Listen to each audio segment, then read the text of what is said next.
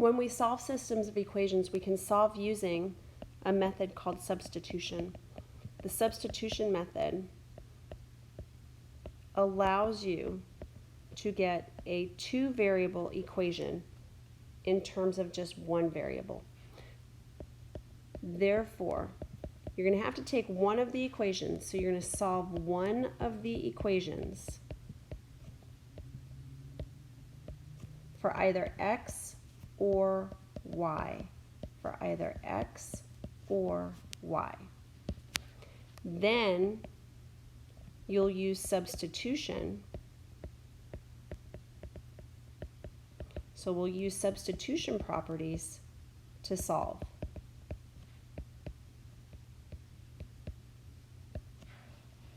Here's an example. We have y equals negative 4x plus 8. We also have y equals x plus 7. So there's our system right here. We're going to consider these two lines, these two linear equations together on the same grid, and their point of intersection is going to be the solution.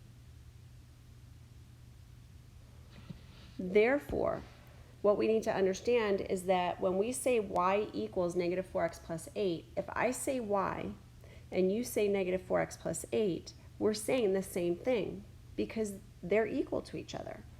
Therefore, everywhere I see a y, I can put negative 4x plus 8 in its place. That's called substitution.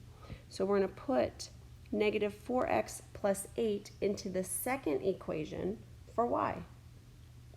That's going to give us negative 4x plus 8 equals x plus 7. Now I have an equation with only one variable. And that's exactly what our goal is, to get that one variable so I can solve for that variable. So we subtract x from both sides, I get negative 5x. We subtract 8 from both sides, I get negative 1. Divide both sides by negative 5. And x is equal to 1 over 5. Now, our answer is halfway done. We need to take that 1/5 and we need to plug it back in to one of the equations for x. So instead of y equals x plus 7, we'll have y equals 1/5 plus 7. And 1/5 plus 7 is the same thing as 1/5 plus 35/5, which gives us 36/5. You can see here that this is not a lattice point. These are not integer coordinates. Therefore, solving this type of problem by graphing would be very, very difficult, almost impossible for the naked eye to know exactly where the solution was. So substitution, elimination, those are algebraic ways of solving for equations, for systems of equations, and that's many times much more helpful than solving by graphing. Let's try another. Y equals 2x and 7x minus y equals 15.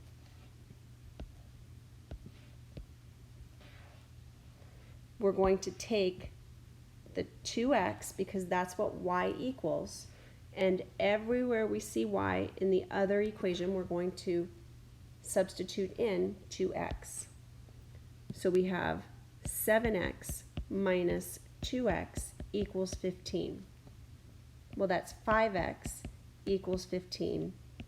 X equals 3. Now I can take that 3 and I can substitute it into either equation. I can substitute it into y equals 2x, or I can substitute it into 7x minus y equals 15. So either one, we could put it in for this x, or we could put it in for that x. I think it would be much easier to put it in to y equals 2x, so that's what I'm going to choose. Y equals 2 times 3, which is 6. So half of our answer was x equals 3, and the other half was y equals 6. So the ordered pair, that's our final answer, is 3, 6. Okay, here's one for you to try. Y equals 1/2 x plus 4 and y plus x equals 1. Go ahead and press pause, and when you come back, I'm going to give you the answer for you to check. Okay, welcome back. The answer is, drum roll, the short answer is -2, 3. That's our final answer for this problem. If you need help with the fractions, 1/2 x plus 4, that's what's going in for y, plus x equals 1. If you want to eliminate the fractions and then bring the fraction back at the end, you're more than welcome to do that. You can multiply each term by 2. I like to show this because clearing the fraction is actually very helpful. 2 divided by 2 is 1, so we get 1x plus 8. 2 times x is 2x. 2 times 1 is 2. 3x plus 8 equals 2. Subtract 8 from both sides and we get -6. Divide both sides by 3 and we get x equals -2. So that's just wanted to show you that you can clear fractions. You could also, if you actually added this out, 1/2 x plus 4 plus x equals 1, and said, well, I want to combine the x's. Well, that would be 1/2 x plus 4 plus 2/2 x, because the coefficient is 1, and you need it to have a denominator of 2. So 2 over 2 is the same as 1. Well, 1/2 x plus 2/2 x is 3/2 x. Subtract 4 from both sides, and we get -3. Then I would multiply both sides by 2/3.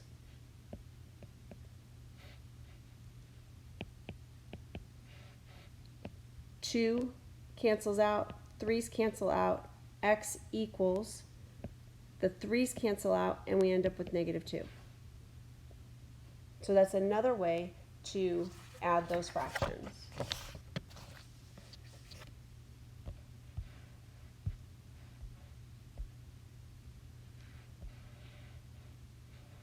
Okay, we're going to do a couple of more. Substitution. So here we have 3y plus 2x equals 4, and -6x plus y equals -7. Now, in this case, both of these equations are in standard form. So there's no way for us to just simply do what we've been doing and substitute in right away. So in this case, we first have to solve one equation for either x or y. For either x or y. Now, if I wanted to solve the first equation for y, I'd have to subtract 2x, and then I'd have to divide everything by 3. 2 divided by 3, 4 divided by 3, those are all fractions that I'm going to end up getting stuck with.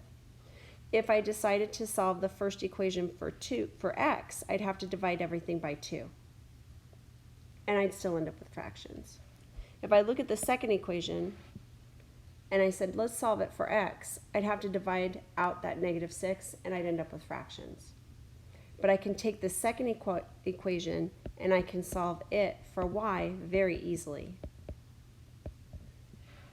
So the first equation is going to remain the same. It is 3y plus 2x equals 4. But the second equation becomes y equals 6x minus 7.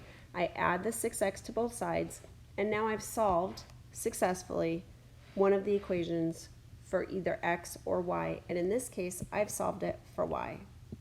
So now in the first equation, instead of 3 times y, we're going to have 3 times 6x minus 7, because that's what y is equal to, plus 2x equals 4. We're going to distribute. We get 18x minus 21 plus 2x equals 4. 20x minus 21 equals 4. Add 21 to both sides. 20x equals 25. And when I divide both sides by 20, I get 5 over 4 for x. So we're halfway there. Now what I'm going to do is I'm going to take that 5/4 and I'm going to substitute it in for x. And I'm going to substitute it in for x into this second equation that's solved for y. So y equals 6x minus 7. Y is equal to 6 times 5 over 4 minus 7. Well, 2 goes into 4, 2 goes into 6, so that's going to be 15 over 2 minus 7. I need a common denominator, so I have 15 minus 14 over 2, which is 1/2.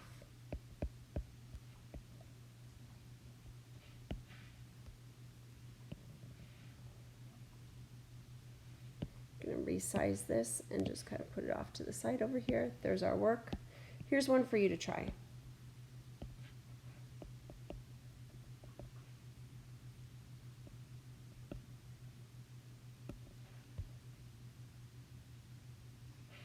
Just want to make sure that I'm not mixing up problems here. 6y plus 8x equals 28. And 3 equals 2x minus y.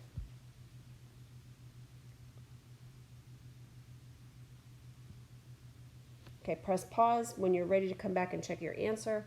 Come on back. I'm going to give you the answer right away. Okay, welcome back. The answer is 23 over 10, comma 8 over 5. So if you got that, give yourself a pat on the back. You did it.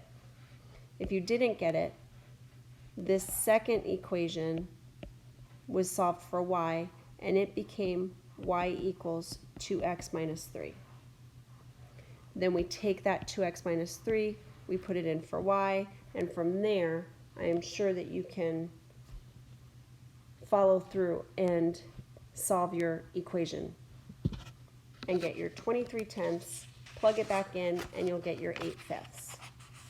In the next video, we're going to talk about elimination method. The elimination method is another great way to solve algebraically.